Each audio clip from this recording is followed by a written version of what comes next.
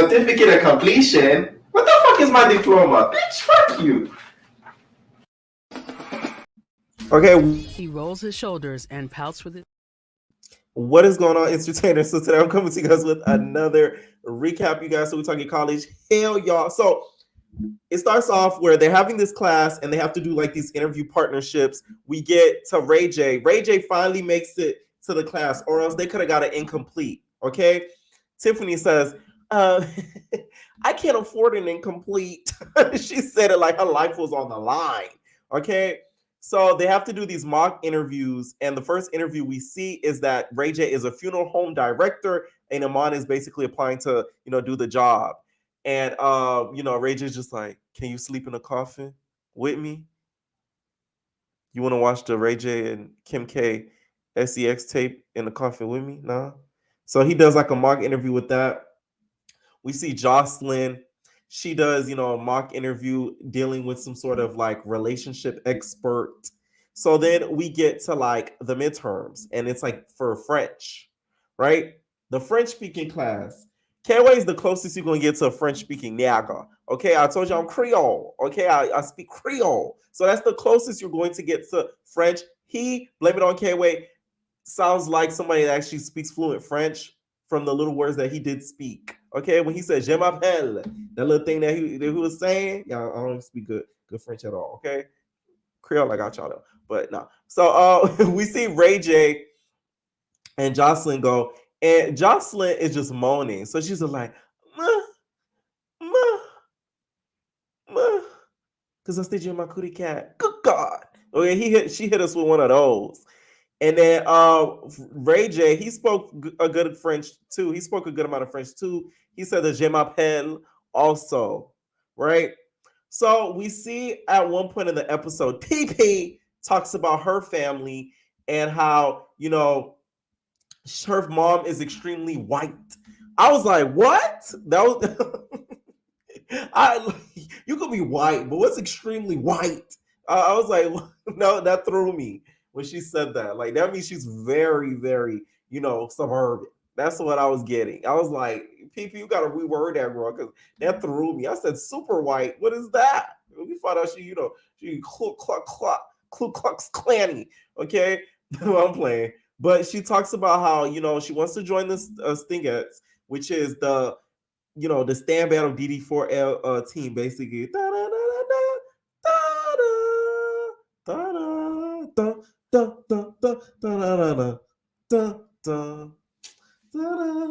Right? So she wants to join the Stingettes at, the school or whatever. And she's asking her mom and stuff like that. She's telling her mom how she was when she was younger. And apparently when she was young, she tried to, hide away from dance classes. She wasn't really that type of dancing type of girl. She would try to hide during the dance classes so that way she doesn't participate. Okay, so Amber at one point talks to, and y'all gotta listen to this now, because this is where you kind of relate it back to what's gonna happen to Jocelyn and her kind of running up on Jocelyn. Okay, so he's talking to Ray J, and Amber's like, "Oh, like I just, I grew up in Philly, and like every time I grew up in Philly, like girls were just, messing with me. Like I was just like I was white, but then I was black, but then I was a Dalmatian. So I'm like, what am I? Like, am I black or am I white? I never really like got it, but I just know I was like mixed." So she talks about her being mixed and her journey, and she says something that like I kind of get her now, because she says she doesn't like when people identify her for her instead of asking her. So I'm like, okay, I get that, because it's like if if you're like at like, let's say you're in a black space and somebody go, oh, that white girl, she gonna feel some way because she's like, no, I'm black, like I'm mixed.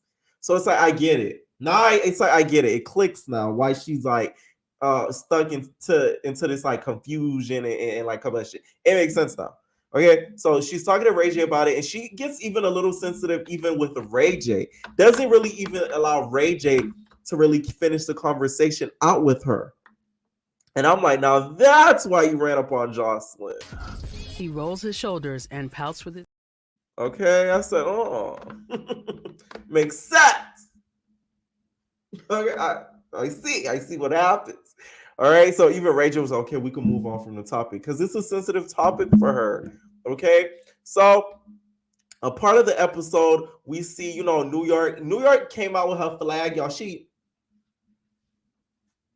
was a flag girl at the football game. And then PP was very nervous to be a part of the stands, okay, for the Stingettes. Which I'm like, we needed Coach Diana. She would have been like, PP, you better get out there in the field, okay? You want to make cuts or not? Don't let me call your mama, okay? So PP gets out there. She boot, bop, boot, cat, boot, cat, boot, cat, boot, cat, cat. She do her big one, which I was so proud of her because you could tell she's like a shy person on the inside. A lot of people do not know this. And I remember at my first like at my first, it was like a theater show or whatever, right? The actors were so shy because afterwards they had like a Q&A. And I'm like, how y'all so shy? Y'all just did this big one. But a lot of actors are like that. They're actors and actresses, they're very like that. Like they aren't shy, introverted. Excuse me, they're shy or introverted, and they put all of that, passion for it into the acting. So it's like, it's crazy how that works. So also in this episode, we see New York and Ray J get into it because New York stepped on Ray J's butter cakes. And we're not talking about his Big Debbie cakes, okay? We're talking about his butter cakes. He rolls his shoulders and pouts with it. Okay? His butter cake, basically the actual food. Apparently, Ray J's a mess. He leaves stuff all around. No one, now be seeing what Princess be going through. Because imagine he's a mess and all doing all this, and he all going around, sticking his D and every Tina, Lisa, and I gotta think of another name, and Tamisha. Okay, and then he's a mess too. So she stepped in the butter cake. She's like, "Oh my God, Ray J, I'm sick of your mess." And then she goes and kind of confronts Ray J about it. They end up making up towards the end of the episode. It's not really big deal, right? So we see a lot of them, they're getting ready for, the rest of the year, not their year, but the month that they were filming, preparing for, their finals, their grades and everything like that, right? So at one point, I guess Justin went to go hang out with Ballistic because they had a little celebration after they all, did their big one. After they all did their performance, K-Way, he did his little boo, with the big stick and everything like that. Okay, shout out to you, right? So then we get to the end of the episode where the confrontation kind of, starts to sizzle. This is where I'm gonna break down the characterization of everybody. So Amber, they're listening to Ox. Okay, they really need a DJ Scott for Baddies East because the girl is a sickening Ox player and she doesn't do good DJing. Okay, so they're listening to music. Apparently, it was Blame It on K-Way's phone that was in there, and they were listening to the like it was Blame It on K-Way's aux or whatever.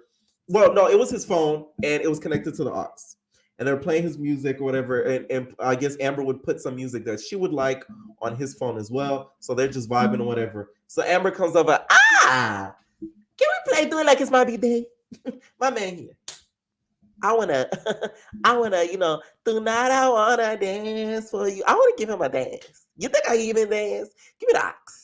Give me the ox. So she comes over there, and Amber is listening. She has her music on there. Okay, Seven Devils on the Runway, Seven Devils in My Heart, or she either has Marilyn Manson playing also, or she has Save Me Back to Take Me Down, Save Me, give me the Save Me down. He has the Everlessence. I forgot the artist's name, but Everlessence or something like that. Playing. That's just what I imagine. We didn't hear the music. That's just what I envisioned. So Amber's like, no, Justin's like, what's this? So she goes over there. She goes over there and she tries to take, like, basically the phone out the aux. You could tell Amber wanted to keep listening to the music she had on, and she felt the type of way about it. Blame It on K-Way was the one defending her, like, hey, like, no, like, chill out, we vibing or whatever, we vibing, like, why you want to take the aux, right? Amber didn't say anything. This goes back to Amber's childhood. I feel like she was not scared to confront Johnson because girl wasn't scared to run up. I just feel like she didn't want to go into getting into a confrontation with her because they had already got past that. So it goes back to her trauma with her not wanting to really deal with confrontation because she knows how she gets. So that's why we see her in the next episode, because next episode is where we see a boot ba booka baka book. Okay? That's why we see in the next episode she boot boxed Jocelyn because she got to the point where it just combusts. Child, blame it on K. Was crying off of that Casamigos. So he goes and defends her. Jocelyn's just like, you acting like a little beach. Like, why you acting like a little beach? Amber's, fussing at him too because they felt like he was doing the most over the ox. I felt like he was just being a good friend. Amber, you kind of left him high and dry. Yeah. Because, it was giving, pussy. But, you were pussy the next time you guys were all together. But, Amber's just like, oh, like you doing too much, and Blame on K was like, I was trying to, defend you, like you doing, like I was trying to defend you, like what's up, like at the end of the day, like I was doing it on the behalf of you, like relax. So she's just like, I don't even want to talk about this. So she goes, and y'all, this mule now off the Casamigos. Blame on K was just like, I don't know who's my friend in this house. He's snuffling or he I said blame it on K. Like wipe those tears, Bill. You still look good when you was crying though, so don't be too sad. But he's like he was just sad. I said that's that all that alcohol just pouring out of you, pours. Like don't worry about it, man. You'll be all right. Okay. The episode kind of ends there. Next week is when we see the Royal Rumble, y'all. Let me know what y'all thought about this episode. What you guys think about that ending scene? Do you guys think that it literally related to Amber's trauma that she would always talk about throughout this series? Let me know y'all thoughts. Leave your comments down below. We are out, babies. No personal thing.